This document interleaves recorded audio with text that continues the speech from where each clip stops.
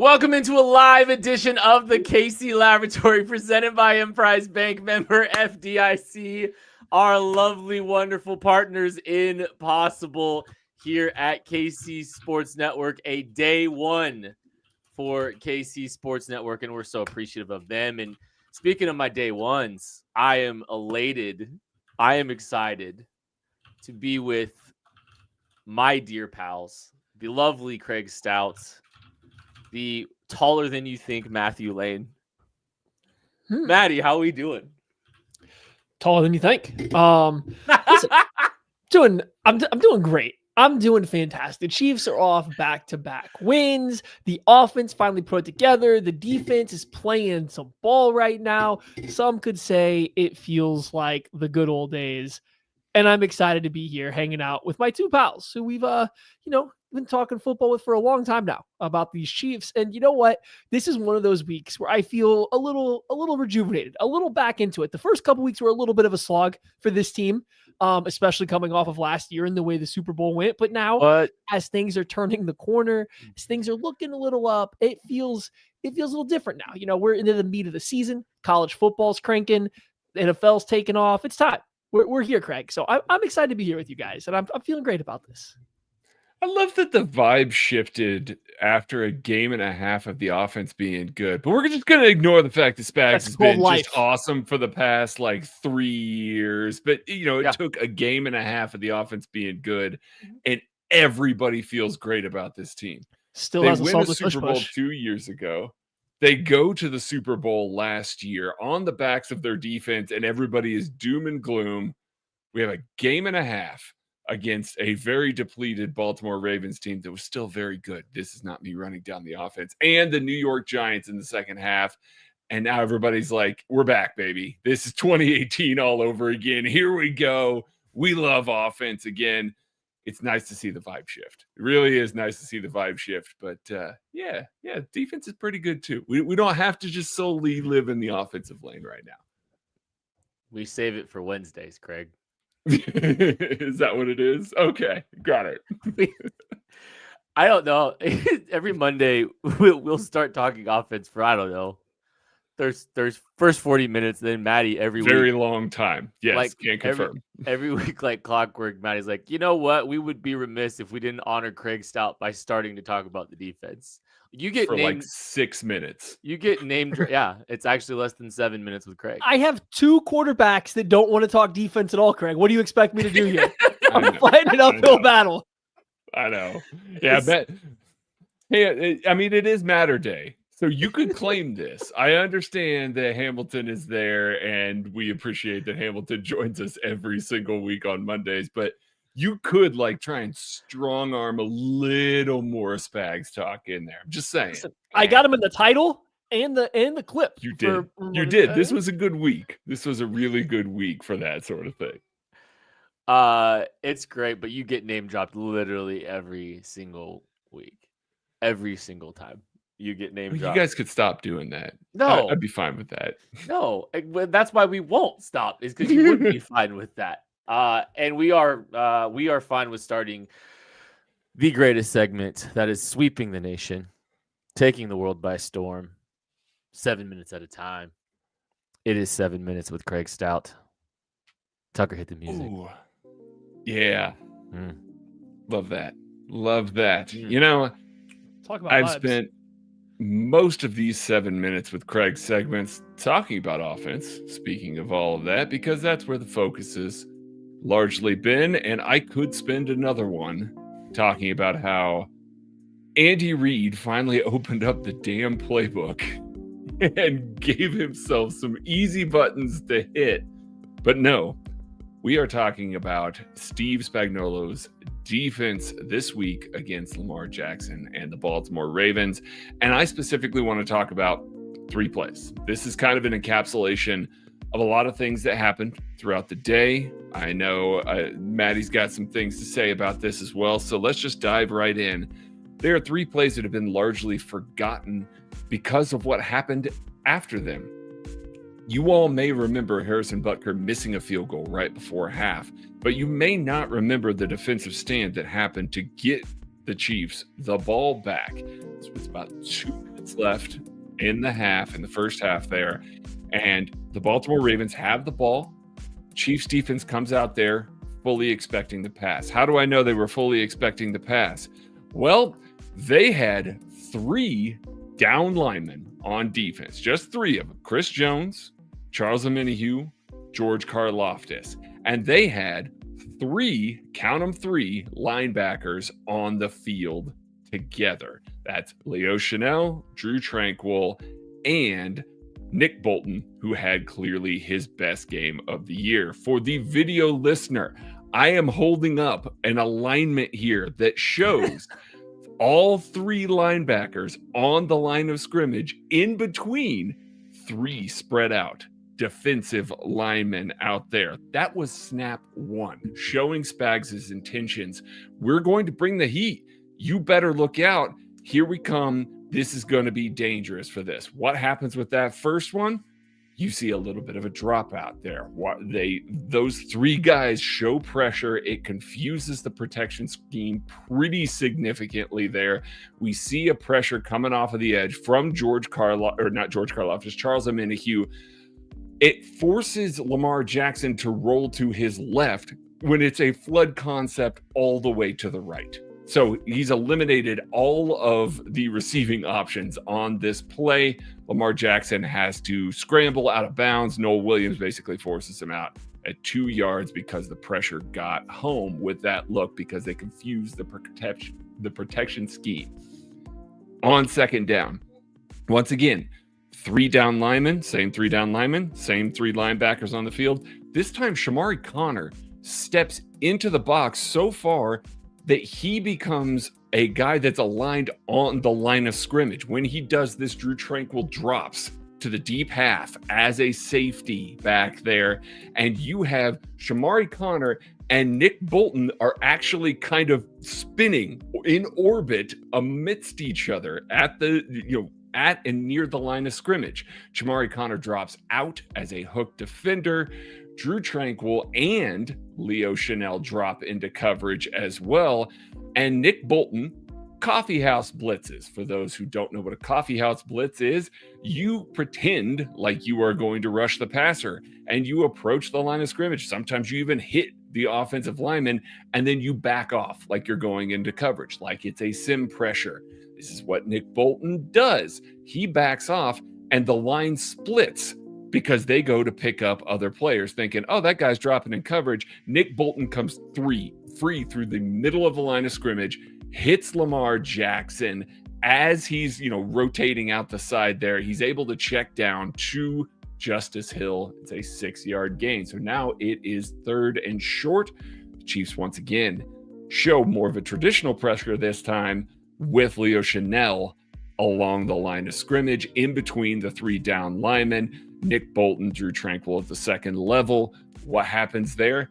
Chris Jones wins his matchup almost immediately. Leo Chanel is in, kind of a shallow spy role, but most impressively, Nick Bolton looks for the hot read, looks for where Lamar Jackson wants to go with the ball initially, and then turns and spins and robots, climbs up with Zay Flowers, a very good receiver, and completely takes him away. Lamar Jackson's eyes drop. He runs into the back of his own offensive lineman, fumbles the ball, and the Chiefs get it back. It wasn't going to matter. He wasn't going to pick up the first down anyway. They were going to end up punting, but it was 3 different looks that confused the protection scheme for the Baltimore Ravens all in a row.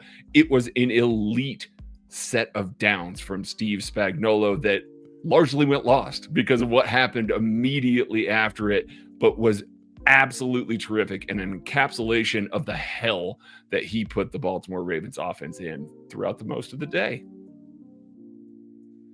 Yeah, I mean, Craig mentioned it. I have an article going up on kcsn.com tomorrow where I just kind of went back through the last 3 weeks now and talked about the kind of like out of left field or extreme game plans that Spags has used, because the last 3 weeks they've been pretty extreme game plans of non-traditional stuff, but he's kind of used different stuff every day or every game. So, the Eagles, it was all about blitzing.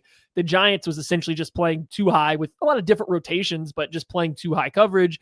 And then against Baltimore, we got like a variation of how they're using these spies, how they're doing these different fronts. And then like the other thing I wanted to add to this is some of the delayed blitz stuff that they were doing and how they were pairing the actual delayed blitzes with the spy looks that they were giving the Baltimore Ravens. Like they clearly put them through a lot. So article going up tomorrow talking about all about what Spag's been doing the last 3 weeks. I just want to go in and touch on like the delayed blitzes because Craig's got a great point there. Also, what the Chiefs did, they were having Bolton rush, like blitz, sometimes not as much as you would think against the Ravens, but enough. And he was doing it a little delayed. Sometimes it was just coming from depth. Sometimes it was like a cross dog blitz. So he would let a linebacker come across the formation, rush under him, and then he would loop around over the top and kind of replace him on the opposite side. Sometimes he just jogged up to the line, like Craig was talking about at the coffee house. He just jogged up to the line like he would if he was going to go spy. And then as soon as he stopped his feet and the protection left, he would, take off towards the quarterback.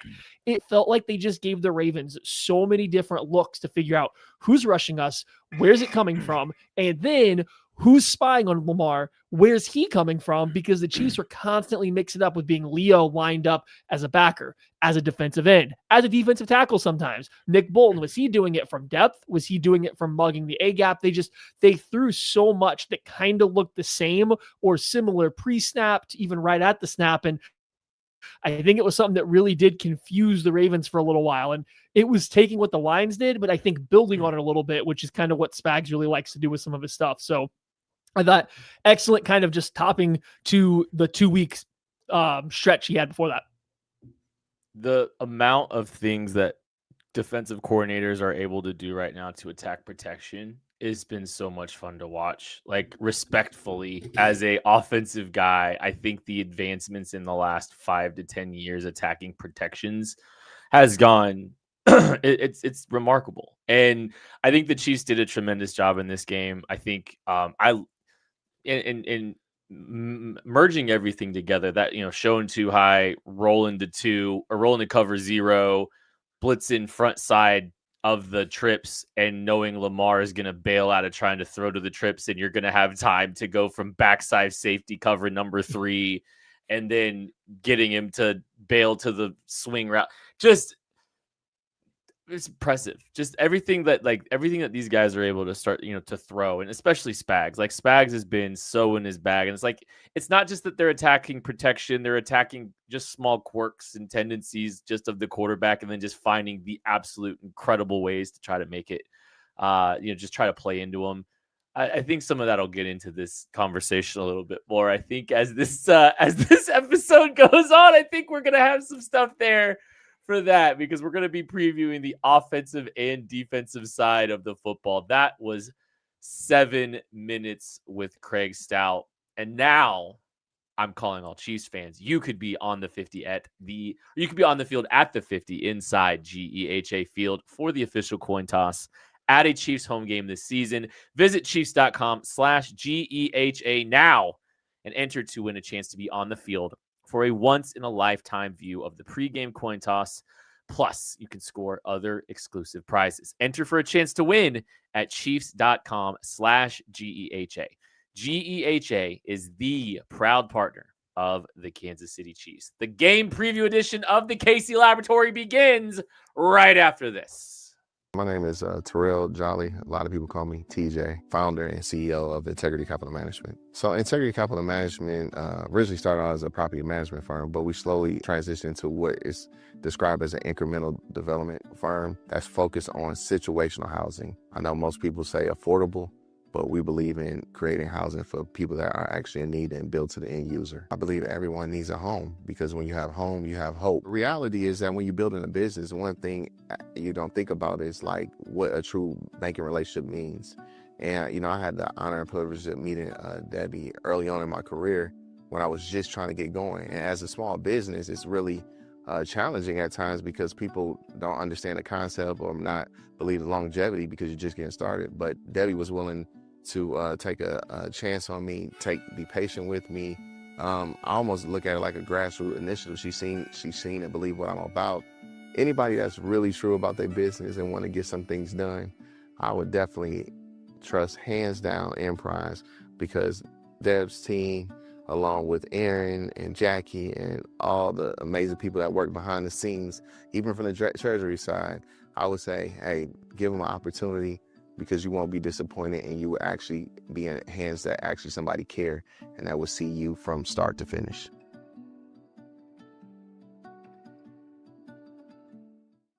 Game preview time on the KC Laboratory, and as we always do. Hold on, before we go into the questions, what are your guys' general vibes on this game, right? Like, normally we kind of shove this off to the end of the game preview, but like, I think it's going to bleed out before then. So what do you guys just feel about the matchup heading into it? This matchup? I don't feel like the Jaguars are as good as their record. But I also they got some sneaky things that I don't like from a matchup perspective with the Chiefs. But I don't think that they should be a 3-1 team. So vibes are high. I think that the Chiefs should handle business. Yeah, the vibes are extremely high because the offense is working. Because the offensive work is working, and I mean, like, I know the Jaguars have been a good offense in 2025. Like, they've done some good things. They've had some good, had some good performances and all that kind of stuff. Have they? I feel pretty good. I feel pretty good about this. There's a couple of things I think they need to pay attention to, and I'm gonna get into them. But if they do, I feel like I was a 3.5 point spread right now. I feel good about that. I feel good about the Chiefs covering 3.5. Spoiler alert for the game preview. Like you thought I was going to pick 24-21. No. Against the Jaguars? No. So no, the vibes are incredibly high. So, okay. Why? So you guys generally, why? You guys are kind of. Why is this? I'm curious. Okay. Because I was just skimming through some Jag stuff and watching it. And it was kind of, on top of seeing them on Red Zone and watching them live. And like, I just don't think they're a very good football team. Like, they're just not that good. And I actually think Liam Cohen's done a great job. I think Excellent they have a ton job. of buy from Liam Cohen. The passing concepts are actually pretty good. The run game's probably the best thing they do. The defense plays hard. They do things well. It's a well-coached team. Things are structured well. I just don't think they're very talented. And even their talented players are not playing well. Like, Trevor Lawrence is never going to be as good as people wanted him to be. And Brian Thomas has turned into a pumpkin. Like, I was just watching them, and for the first, even more so than the Giants, I guess, because I knew what they were. And it was just, the defensive line is good. Everything else is bad. I was watching the Jags. I'm like, how is this team winning games?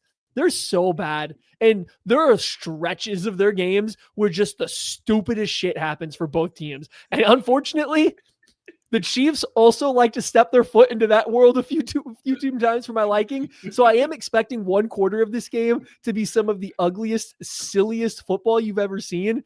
But that was why I don't know where to put that into the rest of the game preview. I just don't think the Jags are that talented, and I think they do some silly goose stuff.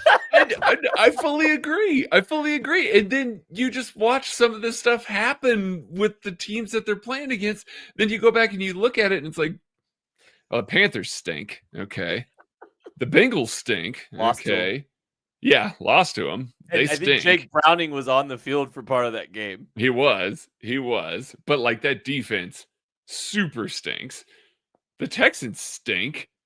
And they did beat the 49ers, who probably don't stink. And then you look at their wide receiver room, and it's basically all the wide receivers that we've been complaining about Kansas City rostering for how many years now?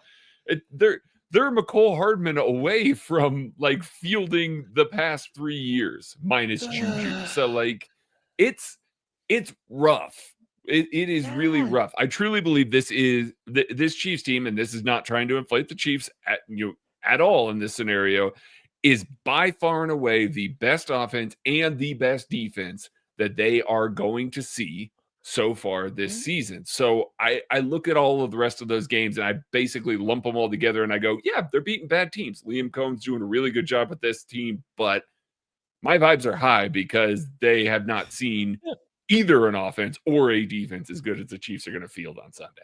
Monday. They did play the Texans defense, which is a good defense. I will say the Texans defense is good, and they scored a whopping 17 points. And I think they got like 3 turnovers in that game because they've gotten a billion turnovers every single week. I don't know. It's just, I just wanted to get that off my chest here a little bit because I was watching it. Like, we're going to go through this, and I have some, like you guys, I have some questions I want to ask. But in the grand scheme, I'm just like, what do the Jags do well? Please, like, you know what I mean? Like, where are they really good? And I couldn't really put my finger on it. So that was all. I think Maddie's just trying to get into a fist fight with Liam Cohen right now. That's what I'm finding out. I only think Liam Cohen does that when his team's winning. So I think there's probably that. I do think Maddie basically just did the show in 3 minutes. So let's move on to game predictions. How about it? I don't know. I think if you were going to take this episode and drop it, thank you, Tucker. If you're going to drop it into, AI, I think that's basically what the rest of the show is going to be in 3 minutes. So no, let's go ahead and get this thing started. We've been doing questions for each, each side of the ball. One of us, or one question each from all of us. And we'll start with the offense because, again, we try to neglect and delay the defense as much as we possibly can, especially when Craig Stout's here. And Craig, you know what? You're a defensive guy. We'll let you ask your first question and maybe Bash too. Okay. Yeah, sounds good. Sounds good. Apologies if you're hearing a 4-year-old in the background right now. My first question for the offense right now is, can the Chiefs wait, this isn't my question. Oh, Tucker. Oh no. What happened, buddy? Yeah, it's on me. I looked at your message from last week, not this week. You just got to give it to us. You know what? I think, guys, you know what? I'm going to call an audible. I think I'm ready for my question. I think it's a good idea. I think it's a great idea.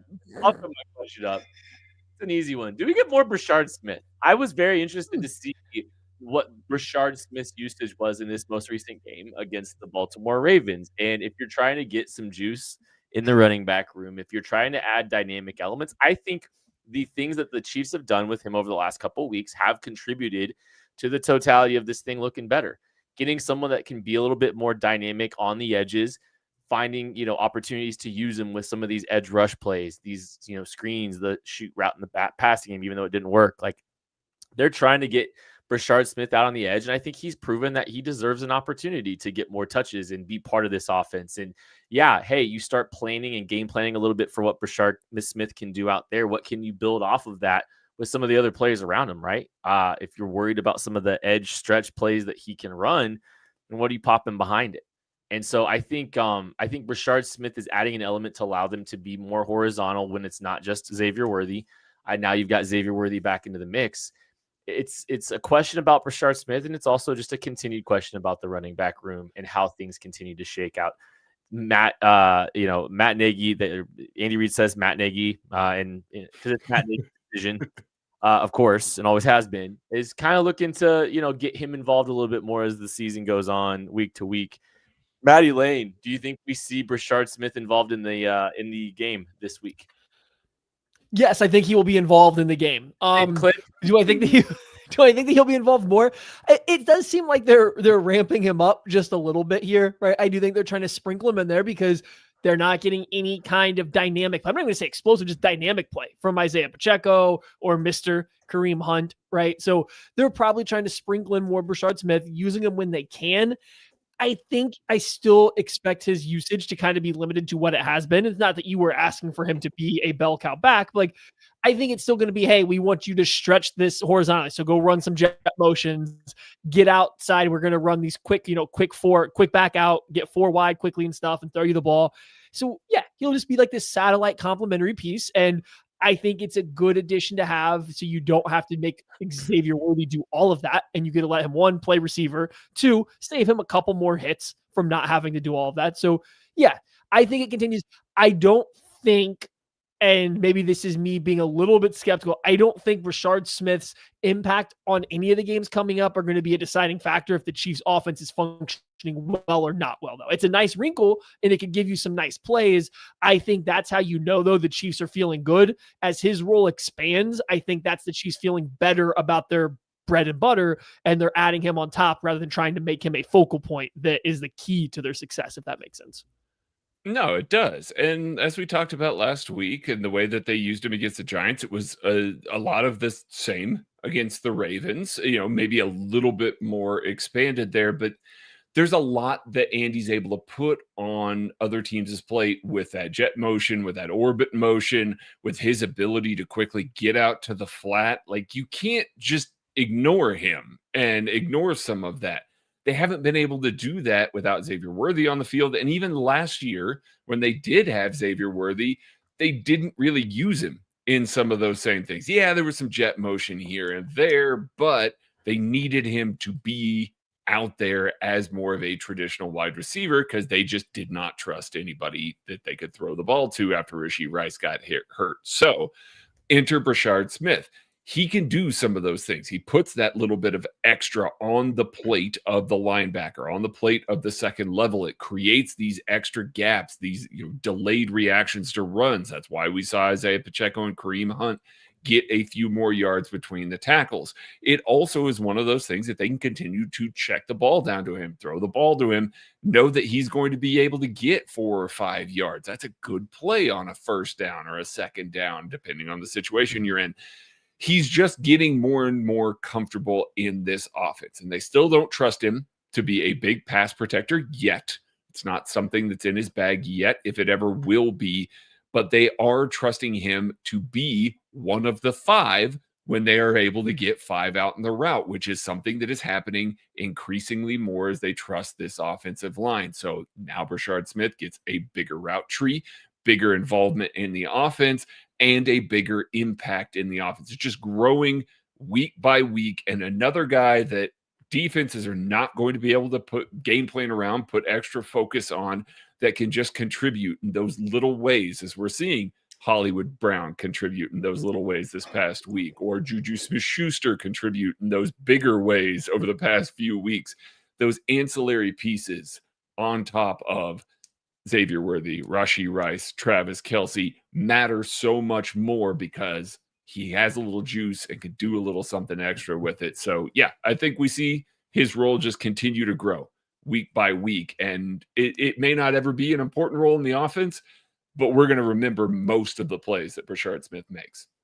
Yeah, I don't think he's ever going to be your bell cow. I'm just very fascinated to see if they just decide that they want to keep getting different looks in that running back room and how they keep utilizing him and some of these short passes as essentially an extension of their run game, and how dissatisfied they may or may not be with the other guys that they have in the room. So I'm kind of curious to see how the rest of that whole running back room and rotation shakes out and what happens and who's the beneficiary of it. Craig, now I think it's time for you to ask your question from last week. I think it is time for me to ask my question, which is, can the Chiefs be the first team to take care of the damn ball against the Jacksonville Jaguars? So far this season, the Jacksonville Jaguars, this is in order: 3 turnovers, 3 turnovers, 3 turnovers, and 4 turnovers. I know that may not be a surprise to anybody, but that leads the league in takeaways for a defense. Some of them are well warranted. Devin Lloyd is playing pretty well in the middle of that defense, has made a couple of big plays. There have been some really big forced fumbles that they've done a good job of taking the ball away. But again, these teams that I rattled off when we were talking about this earlier have not taken care of the ball well at all. The Kansas City Chiefs have turned the ball over once so far this season. So something has to give. There has to be a statistical regression to the mean from one of these two teams, if not both. Who knows? Maybe it's a 2-turnover game.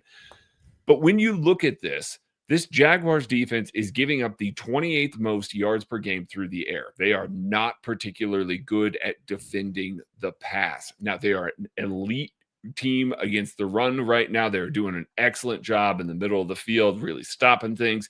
Guess what? Chiefs don't run the ball well anyway. Hey, let's just not have a big run game week. Come out there, throw the ball. If you take care of the ball against this team, they are going to give up yards and touchdowns through the air. It is a potentially really big week. The things that we saw them do, the Chiefs do really well against the Ravens last week, are all of the things that match up really well with what the Jaguars do. Yes, they've got two really good edge rushers. You are hoping that Jawan Taylor, you are hoping that Josh Simmons are going to be able to handle their own on the outside, and you're going to be able to throw the ball not just downfield, but all over the yard, because this defense will allow it for certain. The only thing that has kept some of the Jaguars ahead in a lot of these games is they are coming up with big stops when it matters, creating big turnovers when it matters, creating some short fields, preventing touchdowns, those sorts of things. I think if any one of these teams that they were playing against took care of the ball just a little bit better, it's a win against this Jaguars team, because it has not been convincing. It is more of a slog, and the bounces have seemingly gone the Jaguars' way from a turnover luck perspective. It really is it is that every week you take care of the ball, but against this team especially, the reason that they're 3-1, in my opinion, is because this defense is turning teams over, and that's just not sustainable at 3 turnovers a game plus. That's just that's not sustainable at all. So take care of the ball, throw all over the yard, and this may turn into a not close game pretty quickly. Yeah, they forced 13 turnovers. It's insane. And outrageous. Fumbles are already just a roll of the dice. One, guys fumbling is just pretty, up in the air. There's not a super good way to predict that. The peanut punch seeing this rise in popularity, although it's been 20 years since it's been happening. But that's one thing that you can maybe count on, but even just recovering it is a complete crapshoot. So the fumbles on itself are by that way. Devin Lloyd has 3 interceptions on the year. 2 of them have been on tip passes. All of their interceptions have come over essentially the middle of the field. It's been all safeties, linebackers, and their nickel corner. Tips and overthrows, baby. Tips and overthrows.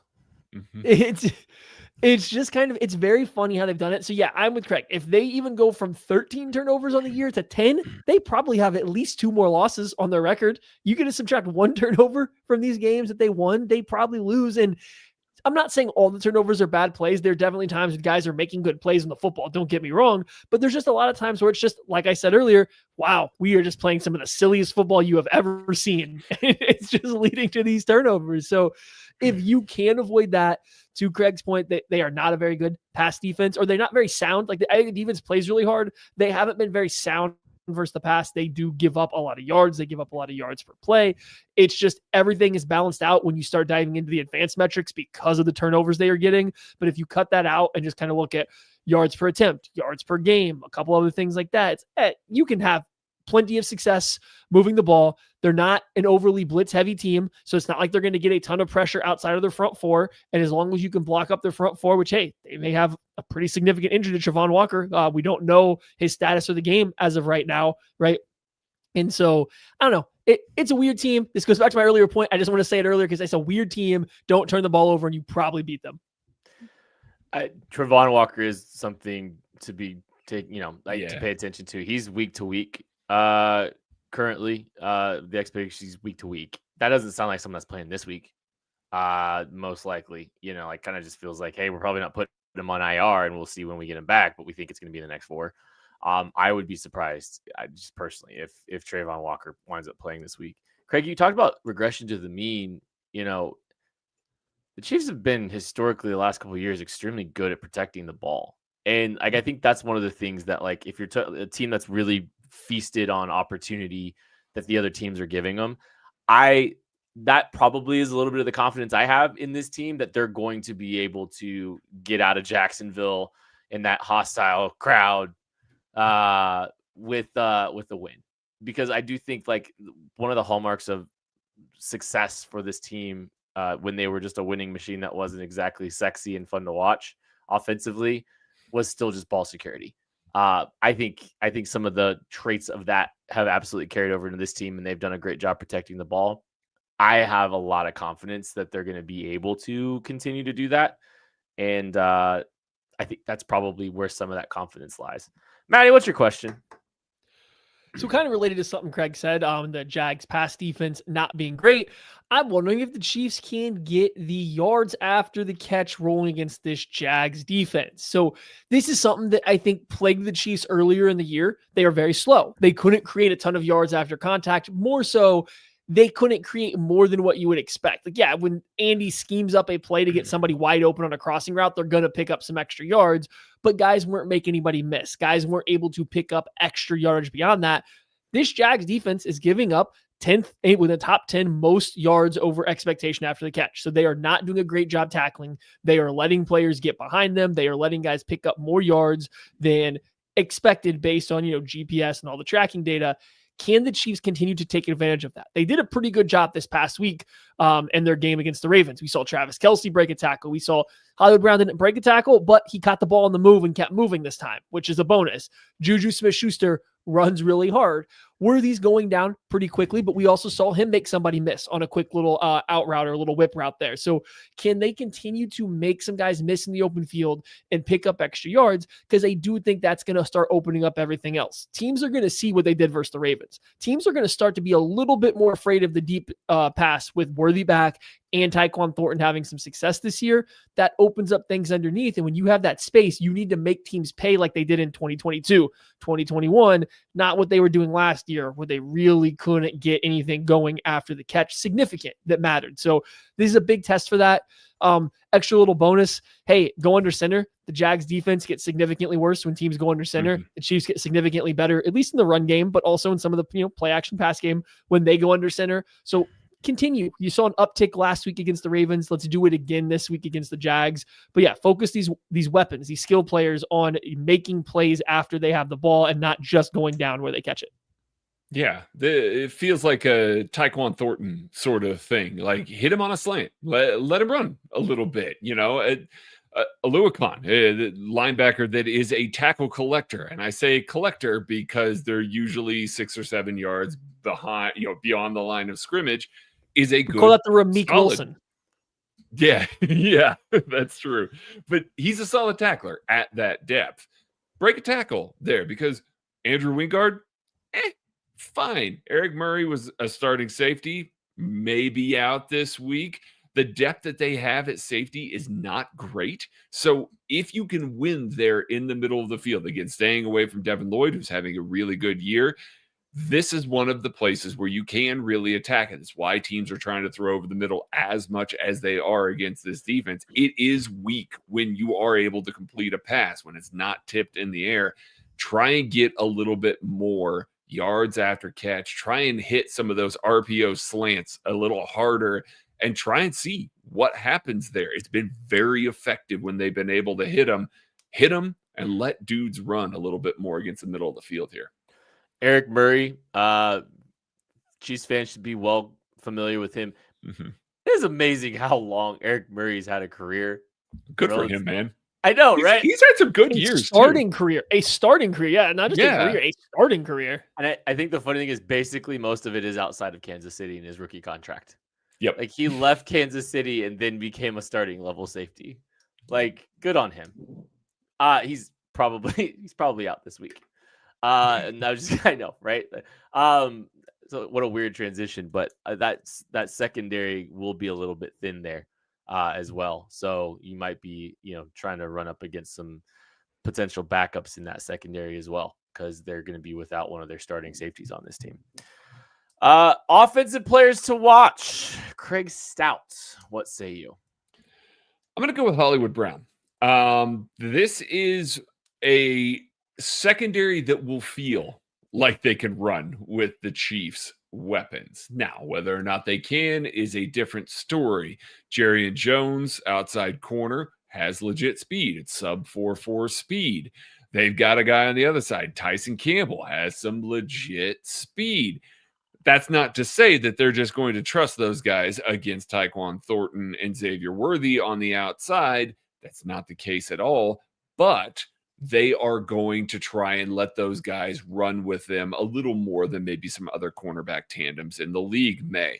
Hollywood Brown so far this year has been really effective on these intermediate out routes underneath a go ball. I see a lot of those sort of timing-based routes where Patrick Mahomes is throwing as he's coming out of the breaks near the sidelines. I expect a bigger Hollywood Brown game, like a 5-catch, 68-yard and a touchdown game, which is an outstanding game for Hollywood Brown, something like that, where he's just working underneath guys that they are terrified. The Jaguars are terrified of getting beat deep because the Chiefs have shown it enough on tape now and have the offensive line to block it up and throw it. I think that underneath out is going to be really available there for Hollywood Brown to take advantage of this week. What you got, Matty? Oh, you're not trying to snake me this time and jump in here and pick who I was going to pick, huh? Okay. We're good.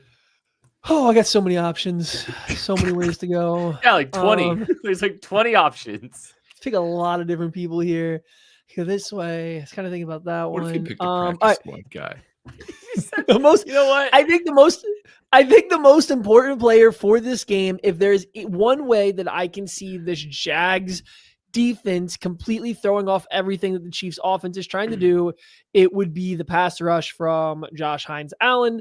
And so we're going to go with watching Josh Simmons. And then he played a good game against the Ravens, gave up that first sack. Jawan Taylor as well. So I mean, maybe the pair of offensive tackles without Walker out there, it's probably you're really just worried about Hines-Allen off whatever side they decide to rush him off of.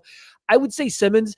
And the reason I'm going with that is because Hines-Allen reminds me a little bit of Karlaftis, and that he's like the perfect litmus test or like stepping stone of, hey, if you're going to make it in this league, you can go up against Hines-Allen and you might get beat here or there, but you're not going to get run off the field. And we've seen Karlaftis. If you're not good enough to start in the NFL, he's going to run you off the field because he's going to run through your outside shoulder, rep after rep after rep, and you just can't match the size, strength, the tenacity he has. Allen's a similar type of player. So I think this is just a good test for Simmons. It's not Brian Burns, but it's also not whatever the junk he was dealing with last week where they really didn't have anybody to challenge him. So I think this is a good middle ground. You would like to see Simmons bounce back after, not bad weeks, just like 2 weeks that are a little bit lower down on the rankings of what you would say was a good game since that Philly one. What would you give the Chiefs drafting of Josh Simmons as a grade at this point in the season? A+. Yeah, super A+ at this point of the He's season. Someone had it as a B, and I just I'm laughed. sorry. Did they watch their inability to get 5 in the route the last 2 years? Like they have constantly had to leave people in and chip and do all. And I know that we're laughing about Isaiah Pacheco's lack of chipping and things like that, but it's rare. They don't feel like they need to do it as much, and it's just made a world of difference. Sounds like somebody who's just looking at grades on a website, if you ask me. I think it's wild to think that getting a starting left tackle that is in the top half of the league starting tackles already.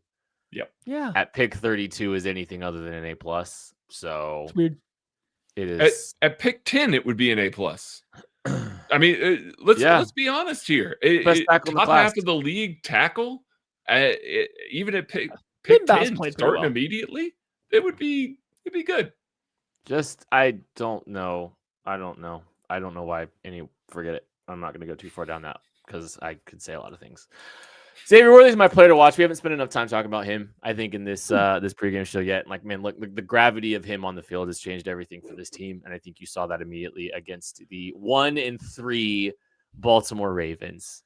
The plan for him, I think, was unbelievable, and just full send. The shoulder had some opportunities to be exposed a little bit, and they were fearless in the play calling, and Xavier Worthy was fearless executing those play calls.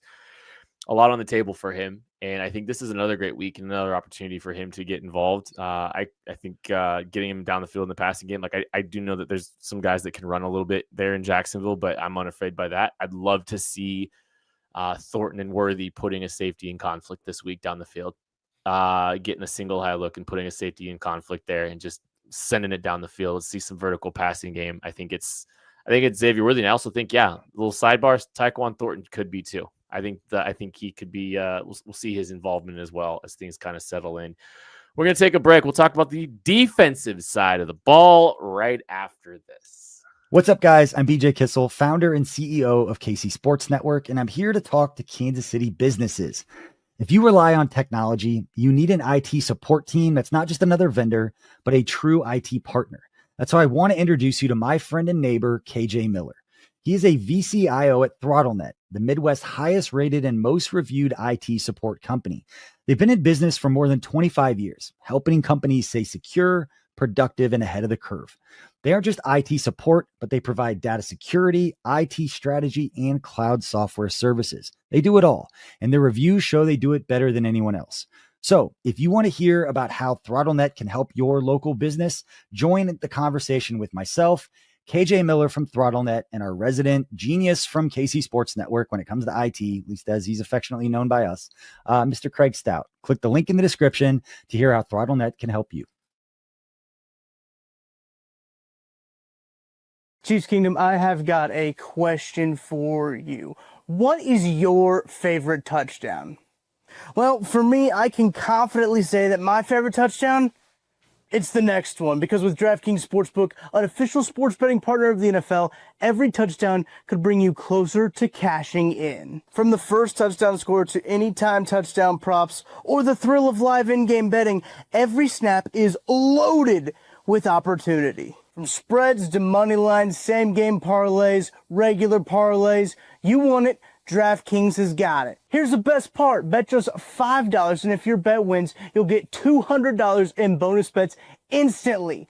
I use DraftKings Sportsbook, and you should too. Your team hitting pay dirt pays out to you. Download the DraftKings Sportsbook app now and use code KCSN. That's code KCSN to turn $5 into $200 in bonus bets if your bet wins. In partnership with DraftKings, the crown is yours. Gambling problem?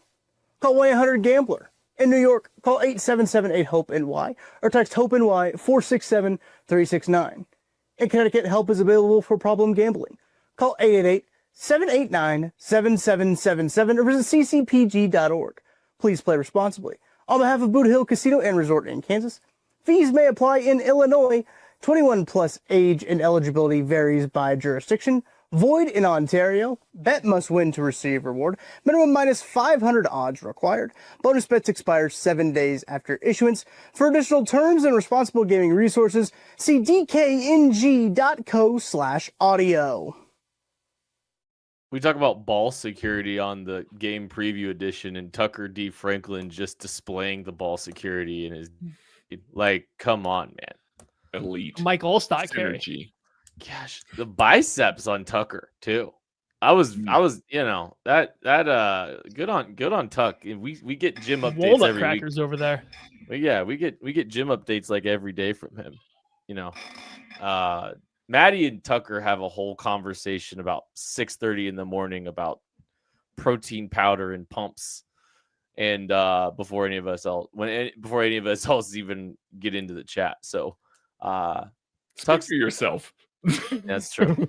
I mean, we don't jump in right off. Craig's in there. He's just ignoring it. He's just read by Craig. We see read by Craig. Everything's read by Craig. Defensive side of the ball time.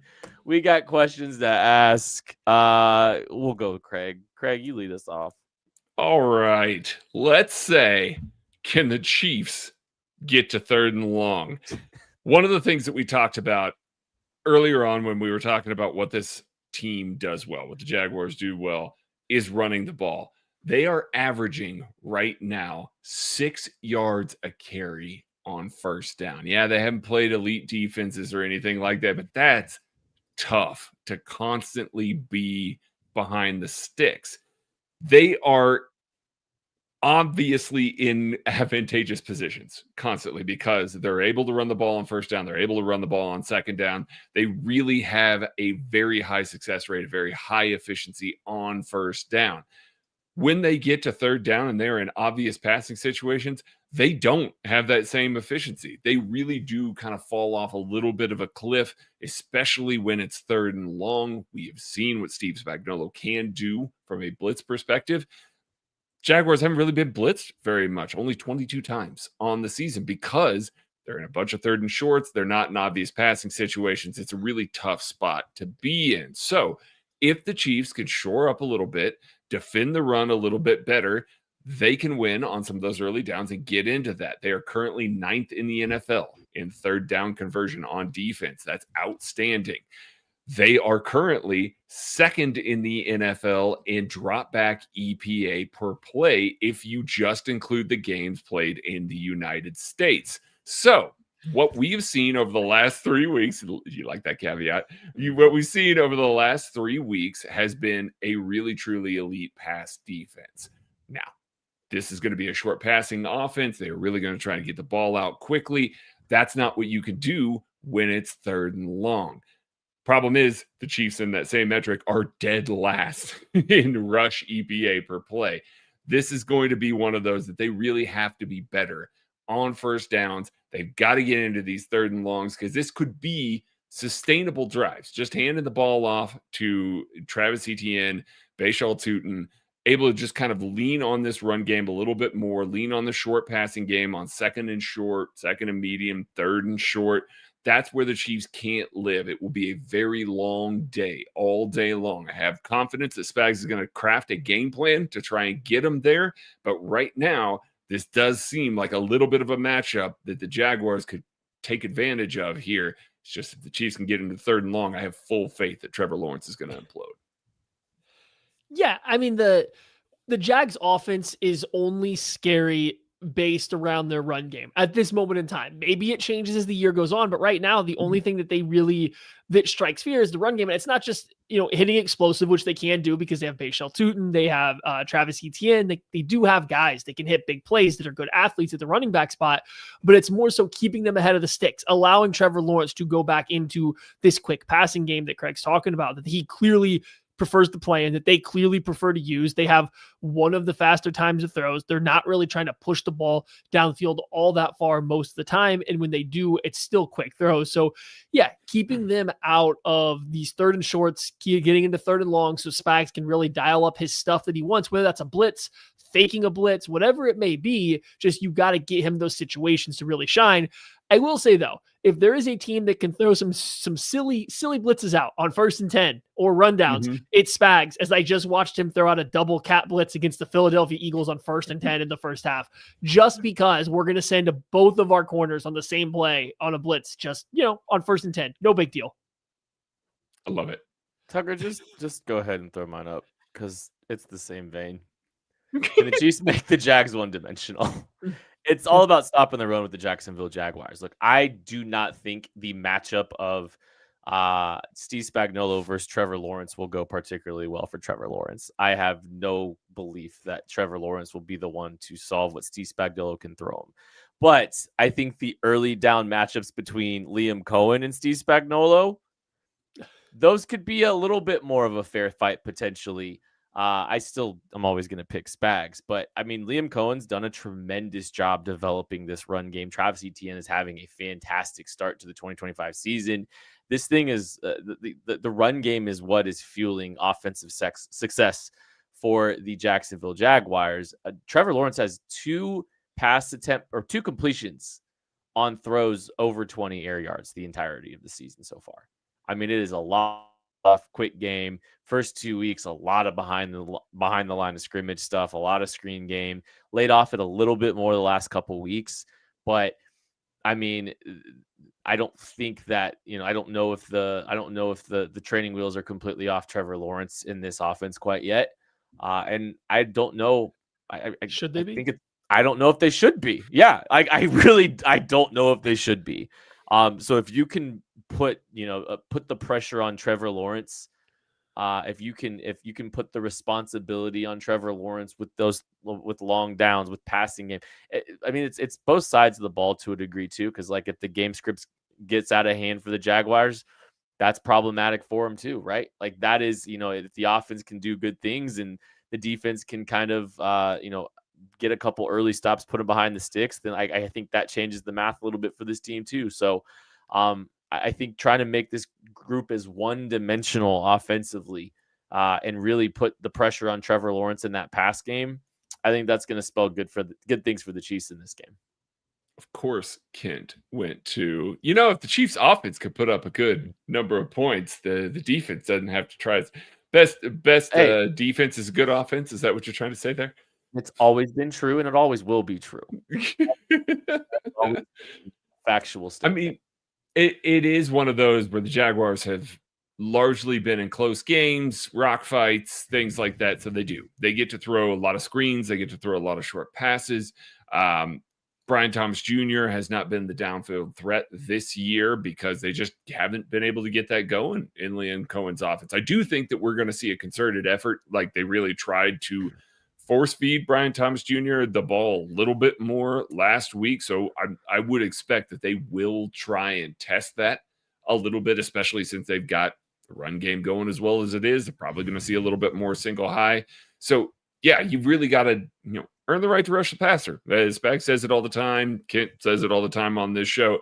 You really got to show up, win on those early downs, make them one-dimensional, because once they have to get into that bag where they are trying to play catch up a little bit more, where they're trying to get into their intermediate and downfield passing game, we have not seen this offense do it at all this year. It's just really been largely non-existent. So you get them into that game, the scales tilt in the favor of the Chiefs. Yeah, and we kind of talked about some of the pass down stuff. So I was kind of looking here while you guys are talking in the run game. The Jags don't use heavy personnel a ton, and that's been a thorn in the side for the Chiefs when trying to stop the run game, specifically teams that use a fullback. I don't think the Jags even roster a fullback.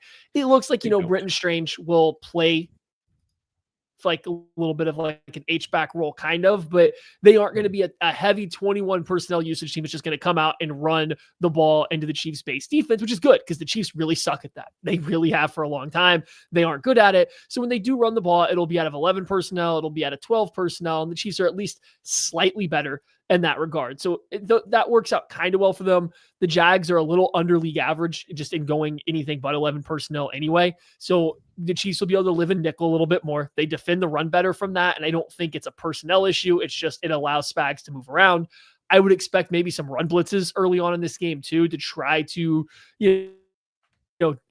dissuade the Jags from trying to run the ball a little bit more, get themselves into those spots. So I wanted to look at those numbers and just kind of see what the Jags did with their personnel. And it looks like they're just going to play it pretty straight up.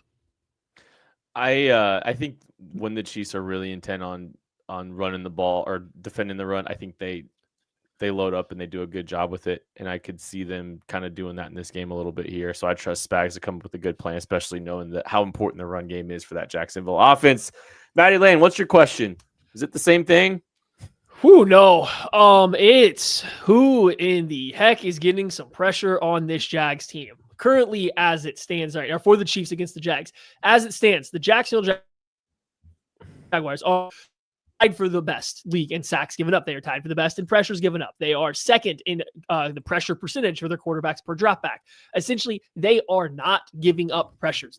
Trevor Lawrence is not getting pressured often. When he is getting pressured, he's doing a pretty darn good job of avoiding it and either getting the ball away, sometimes throwing it into danger because that's what Trevor Lawrence does, sometimes making good plays, sometimes bad, whatever it may be. It just kind of boils down to this. No one's getting pressure on Trevor Lawrence. When teams do, they have some pretty decent success.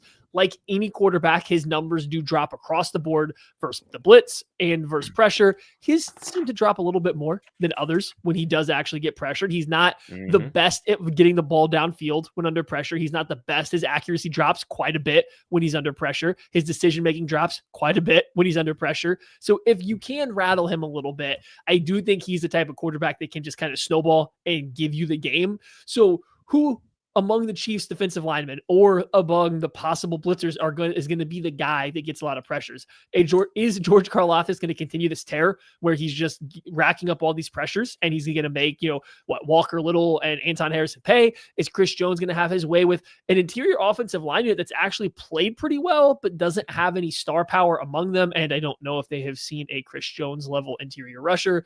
So just somebody get pressure, because I do think that's kind of a key to throwing off anything that Trevor Lawrence. And as soon as Trevor Lawrence feels uncomfortable, he kind of does the Lamar Jackson thing where he kind of starts to make it's not as talented, but kind of does that thing where he just starts to make a lot of really bad, silly, goofy mistakes.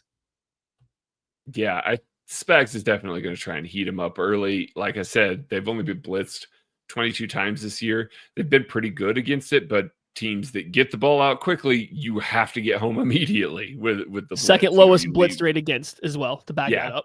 That makes sense. That makes sense because they just want to throw the ball so damn fast. But then we watch what Spags has done the past 3 weeks against quarterbacks that hold the ball a lot longer, and he's dropping guys into throwing lanes. He's taking away the hots with guys like, Drew Tranquil, Leo Chanel backing off on the edge. Chris Jones even did a really good job kind of filling some throwing lanes this past week. We saw some very positive things from that position. That certainly is on tape now. And that's certainly something that Liam Cohen, this offense, are going to be thinking about. Is, okay, so maybe we need to adjust our hots a little bit more. Maybe we need to take some of that middle of the field stuff away. They like to throw to Parker Washington a lot on some of those things. He's been very effective, especially against the blitz and especially when they get free rushers. But it is one of those that Steve Spagnuolo is the best in the NFL at dialing up free rushers. It doesn't matter where it's coming from. It could be George Karlaftis, Chris Jones, Charles Omenihu, Omar Norman Lott on a stunt, Luke Twist, something like that. It could be a second-level defender. It could be a corner that's blitzing from a condensed alignment, which Liam Cohen uses plenty of. We could see pressure coming from everywhere. I don't know where it's going to come from. I hope it's coming from the defensive line. Once again, I want to see this four-man rush really get going more than, I wanted to see it pass the eye test, match and mirror some of these pressure numbers and things that are coming out right now. I want to see Trevor Lawrence under duress with a four-man rush because, that's absolutely the case. The moment that happens, that passing game is going to tank even farther than it already kind of looks right now, and it really does hamper Liam Cohen's ability to call the game. Oh, Kent's on mute. Who muted Kent? Woo, buddy. Oh, look, it's him this time. Oh, man. Oh, who would have done that? Oh. Pour one out. I was going to say, it doesn't matter. The joke's past us. It's Players to gone. watch, Craig.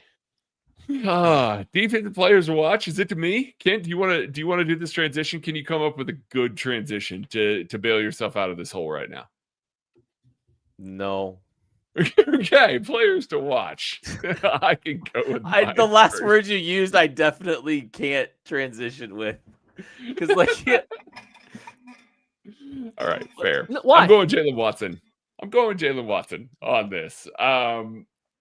The way the Jaguars run their offense, lots of screens, lots of short passes. Travis Etienne isn't just rushing off the edge. He runs between the tackles plenty. But they like to get him to bounce. They like to throw him swing passes in the flats, things like that. Jalen Watson has to get off blocks. We know he's a good tackler. We know he can get off blocks. This is going to be a game where they really have to be focused on that. This Jaguars wide receiver room loves to block. Maybe outside of Brian Thomas, who's not bad at it or anything like that, but like Tim Patrick and Parker Washington out on the edges, they fight. That is a fist fight on the outside. And I'm not worried about Noah Williams being on the outside because he's going to want to play that way too. Jalen Watson has to win some of those matchups. He has been exceptional so far this year. He is going to certainly see plenty of Brian Thomas Jr. down the field. I fully believe that the way that he's playing right now, the way the safeties are, shading over the top of him, he's going to be fine in coverage. Not worried about the coverage element of this. It's more of the short stuff that they're going to try and throw in front of him, his ability to get off of those blocks, his ability to really, get over there and make sure that Travis Etienne doesn't turn a 2-yard gain into an 8-yard gain. That's really where he's going to make his bones in this one, because if he could do that, this Jaguars offense is going to be in those third and longs all game long.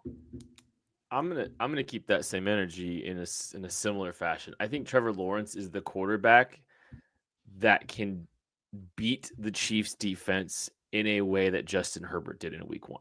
He's the one that can probably do it in the way the offensive structure to do it more than anyone. And what I mean by that is not like the totality of, I saw Maddie's face when I said that, but the Chiefs really struggled with a lot of, stack releases with the quick game, and they were giving up a lot of short things underneath, and they were unable to sort this thing out. And I think a lot of it was the safety play. I think that was a rough day for Jaden Hicks. I think that was a rough day for Shamari Khan and Brian Cook. I think they had a difficult time sorting through a lot of the stack releases, quick game, and those plays out on the edge. I think Trevor Lawrence is the best quarterback to be able to exploit that. And I think this offensive scheme is the best to exploit that since we've seen from the Chargers. Like, I think the last 3 weeks, that's not really been things that Jalen Hurts is good at, Lamar is really good at, or the play calls that they align. I think this group can actually do it a little bit. So I think it's a big challenge for the safety group if they're going to try to exploit with the quick passing game and try to create some the switch smash release and those kind of different things. I think there's a lot of pressure on the safeties to be better in those regards and to tackle better when they get there too. So I think the entire safety room needs to be challenged to in case that the Jaguars do try to play with some of those that quick game concept that was really giving the Chiefs fits the last time that they played the Chargers.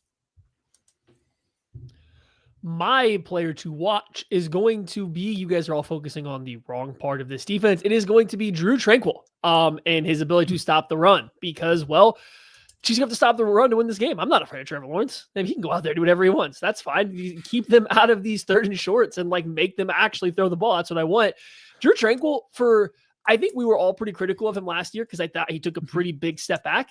Hey, so far early this year, it looks more like 2 years ago. It looks more like his first year with the Chiefs. And he's not quite the same coverage player he was with the Chargers because I do think whether it's the Chiefs or just with age, he's added a little bit more size and bulk, but that showed up in the run game. Drew Tranquill's pretty good at taking on, blockers at this point in time. He's good coming kind of downhill and meeting runners at the line of scrimmage and not giving up extra yards when he makes contact. I think he's probably been one of the best Chiefs run defenders this entire season. When he makes tackles, I think the average depth of those tackles is 2 yards down the field. That's by far for a defensive lineman. That's by far the best on this Chiefs team. So I think Tranquill is going to have a big role. Obviously, he's still going to get some coverage assignments. And again, he's been better this year than he was last year in coverage. So all the play action stuff, having to cover Britton Strange and Hunter Long, those are going to fall on his footsteps. So yeah, give me Drew Tranquill coming in with a big game here against the Jags because someone's got to stop the run. And I don't trust a single defensive tackle on this team to do so. All right, game prediction time. Craig Stout. Who's winning this football game? The Ravens. I have to pick the Ravens, right? I picked them last week. The Chiefs were awesome. They beat the hell out of the Ravens. The chat likes to remind me that I picked the Ravens. So I have to pick the Ravens again this week, right? In order to keep it. No, this is one of those that the only way that the Jacksonville Jaguars win this game is if they are able to turn around and run the ball at the clip that they have so far this year. I fully trust Steve Spagnuolo to be able to do that, especially against a team that doesn't use heavy personnel. That is the absolute, death knell right now for the Kansas City Chiefs. That's why I picked the Ravens last week. And the Ravens went away from it because the game got to the point where they had to go away from it. This is going to be another one of those situations where the Jaguars have to be able to run the ball effectively, sustain drives, and really keep things going on offense to keep pace with this game. And I don't believe for a second that that is going to happen. I think that this Chiefs team is going to come out. They're going to be able to move the ball at will through the air against this Jaguars defense. I think this Chiefs defense does enough against the run to basically prevent the Jaguars from just marching down the field at will. I mean, they're averaging less than 2 points per drive right now. So it's not like they're world beaters once they do get things going. The Chiefs continue the point scoring that they have so far this, over the past game and a half. I know I made fun of it at the beginning, but there is legitimacy to that. There is juice in this offense. I think the Chiefs, once again, get into the 30s. You remember when we couldn't get into the 30s at all last year? They get into the 30s. I'm saying that the Chiefs win this one in yet again blowout fashion. 34-20 with a late score pushing the Jaguars to that 20, and we're all feeling really good about this team for 3 weeks in a row. Matthew. I was waiting. For me, so I said it earlier, I don't think this Jags team is particularly good.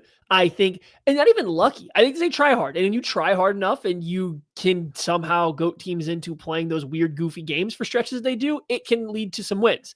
They've also played a very favorable schedule. They've gotten pretty lucky through the way some of this stuff has played out and some of the matchups they've gotten. So going into this game, this really feels like a game that if the Chiefs are back, if the Chiefs are what we thought they would be coming into the year, they kind of hit the ground running. They continue to fly kind of high as they were in that Ravens game. The defense is clicking. Spags has things going. Offensively, they're just pulling all of the right buttons, hitting all the right buttons, pulling all the right, levers at the right time. I think that's what we see. I really do. I think that the Chiefs are kind of figuring it out, and the Jags are at a point now where they probably feel pretty good about what's happened, right? Like they won a couple games in a row now. Things are going well. Their record's better than what it says. The Texans stink. They have this division is maybe already. I mean, they got to catch the Colts, I guess, but like this division is very spot where they could win, get in the wild card. So they're feeling pretty good at this point in time. They're feeling pretty good about themselves. Well, you come out and you get punched in the mouth by a real contender. And how do you handle that? I don't think Trevor Lawrence or anything about this team has ever historically told me they're going to handle it well. So I am going to go 26-24. Baltimore Ravens win this game. I'm just not buying what the Jags are selling right now, man. I don't have a genuine belief that they are of the caliber of other 3-1 teams in the NFL. I think their schedule looks very light, and congratulations to them on winning those games. Like, that matters, and winning games in the NFL is hard and all that stuff. But you're now facing a very hungry team that's back, is still a little bit against the wall, and has to string together some wins, has finally found some consistency, and finally got their swagger back for the first time in like a while. That team, the team that we saw beating the brakes off the Baltimore Ravens, was fun to watch, and they look like they had more fun than they'd been having in a while. And I think you're going to see those vibes continue. I am buying that the version of Xavier Worthy, the offense with Xavier Worthy in it, is legitimate and will only get better and better. I don't think there's enough pass rush juice for the Jacksonville Jaguars to affect the Chiefs offense, and I think the Chiefs are going to put up a big number and prove that last week wasn't just because of a bunch of excuses made by the national media for the Baltimore Ravens. So I am also going 31. I'm going 17 for the Jacksonville Jaguars. So 31-17, a Chiefs domination on Monday Night Football, and a boring night for the national spotlight, and a disappointing one because the Kansas City Chiefs get their first winning record of the 2025 season, and they don't look back. That's going to do it for this episode of the KC Laboratory. Thank you all so much for listening, watching, supporting. We love you. We appreciate you. We'll catch you later. Maybe Bucker won't miss a kick. No. Maybe.